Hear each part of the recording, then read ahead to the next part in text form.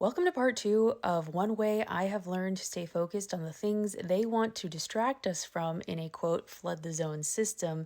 I am here to show you the Nancy Drew of it all. In part one, if you haven't watched it, go watch it. We talked about how to access the information, where to find it.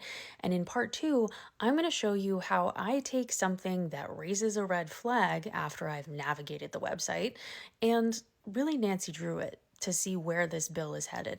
Okay, so we have a new bill, a newly introduced bill. It is a Senate bill, Senate 3887, a bill to amend the Civil Rights Act of 1964 to improve prohibitions on discrimination by public accommodations. And this raised a red flag for me because why are we trying to amend the Civil Rights Act of 1964? That doesn't seem like a good thing.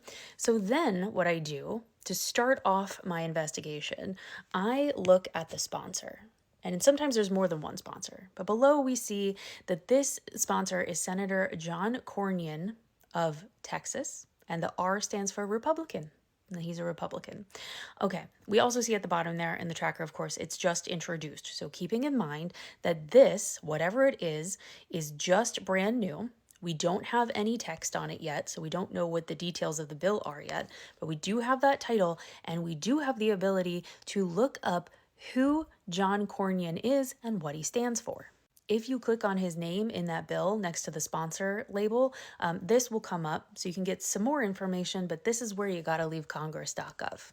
And lucky for us, if we take that senator's name, or if it's a representative, that representative's name, and we put them into Google, we will always get a website about them.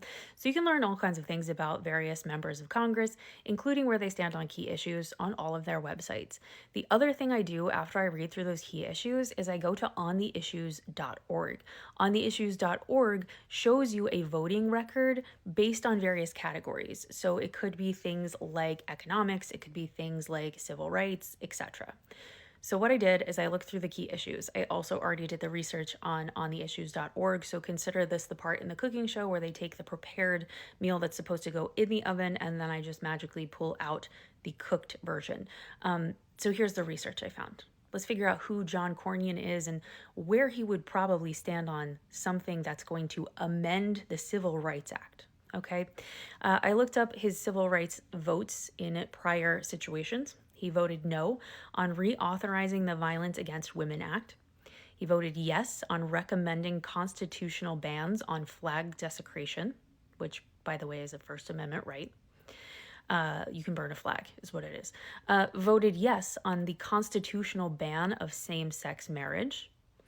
He is rated 0% by the HRC, indicating an anti-gay rights stance. And he was rated 7% by the NAACP, indicating an anti-affirmative action stance. All information you can find on ontheissues.org provides data and hard facts. So now, I return to congress.gov, I go back to that bill. I know that he wants to make some sort of what he's calling improvements to the Civil Rights Act of 1964, and he specifically is talking about the prohibitions on discrimination by public accommodations. We also already know where this man stands, and it's not looking good for civil rights. So I am going to look up the words Civil Rights Act of 1964, and then I'm going to add the words in a Google search to prohibitions on discrimination by public accommodations.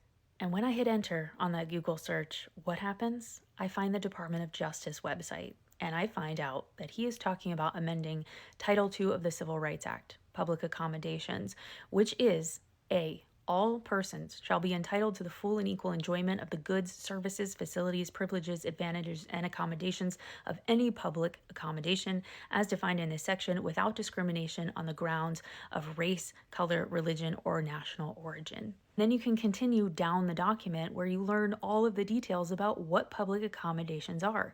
See, this part of the Civil Rights Act is saying you can't discriminate or segregate places that are public accommodations like inns, hotels, motels.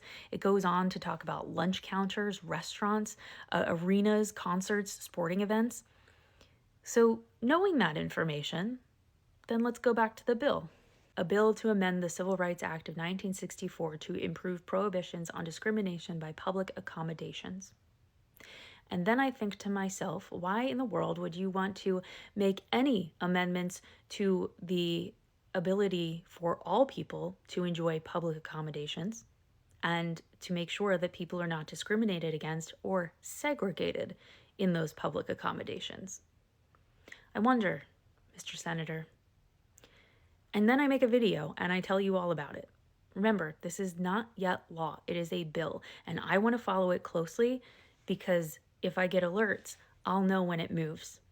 And then I just hope and I pray that things associated with men like this, in a time like this, end up getting thrown out and don't move any further through the process.